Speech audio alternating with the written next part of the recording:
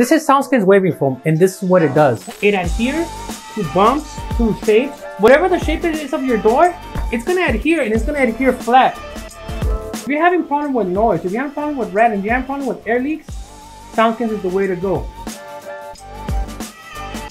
For example, a door panel that's a little bit flimsy, this is gonna create a better structure so that door panel does not flex or move when your music is being played at low frequencies. This material is waterproof, heat-proof, and flame resistant, so it adds an extra layer of protection to anything that it's applied to. This doesn't only work on door panels, it works on A-pillars, rear decks, trunk lids, wheel wells, and floors. Anywhere where you might have vibration and annoying sound, this can be applied and it'll help you with it. This is made of rubber closed-cell acoustic foam, specially designed to help you with all those irritating audio problems. It's very easy to apply. Simply remove the backing and stick it, and it's gonna stick on there forever, man. This stuff is, look, super sticky. Each roll comes in at 32.3 square feet, so you can do 4 door panels with no problem.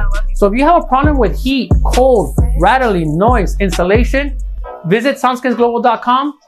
Find your solution today.